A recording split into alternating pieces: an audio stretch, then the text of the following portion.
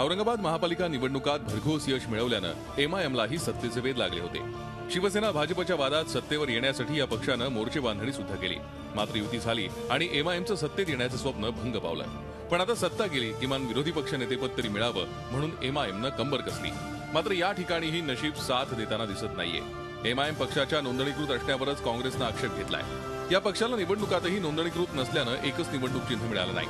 त्यामुळे हा पक्ष नाही तर अपक्षांचा गट असल्याचं काँग्रेसचं म्हणणं आहे। त्यामुळे काँग्रेसनं आपल्या 11 नगरसेवकांच्या जीवावर विरोधी पक्ष नेतेपदावर दावा केलाय। सध्या त्यांच्याकडे ना महाराष्ट्रात नोंदणी आहे ना त्यांचा पक्ष रेकग्नाइज आहे।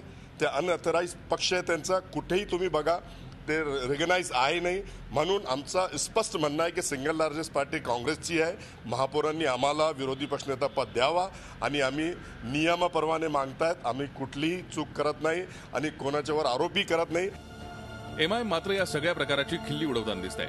आमचा पक्ष नोंदणीकृत असून आमचाच दावा योग्य असल्याचं ते म्हणतायत। आम्हाला महत्वाच्या पदापासून दूर ठेवण्यासाठी युतीच्या नेत्यांचाच हा कट असल्याचा आरोप ते करतायत। तर महापौरांनी मात्र या सगळ्यावर सावध भूमिका घेतली आहे। 113 टोटल नंबर ऑफ सीट्स में से कांग्रेस के पास महज 10 सीटें हैं, हमारे पास 26 है। तो उस हिसाब से अगर देखा जाए तो कानूनन लीडर ऑफ अपोजिशन हमें मिलना चाहिए, लेकिन एक कंट्रोवर्सी क्रिएट की जा रही है। दोन्ही पक्षाचे माझ्याकडे पत्र आले, एमआयएम आणि काँग्रेसचं सुद्धा, आणि दोघांची ही मागणी आहे की आमच्यापैकी विरोधी पक्षनेता असावा। पण मी थोडे दोन्ही पत्राचा अभ्यास करून मी तेही दोन्ही पत्र निवडणूक आयोगाची काय म्हणणं आहे म्हणून त्यांचा अहवाल मागवण्यासाठी ते दोन्ही पत्र आयोगाकडे पाठवतोय। नोंदणीकृत की संख्याबळ यावरून आता पेच निर्माण झालाय। खुद्द निवडणूक विभागानं सुद्धा एमआयएमला मिळालेल्या जागा अन्य या प्रकारात दाखवल्या होत्या। त्यामुळे एमआयएम खरंच राज्यात नोंदणीकृत आहे का असा प्रश्न उपस्थित होतोय।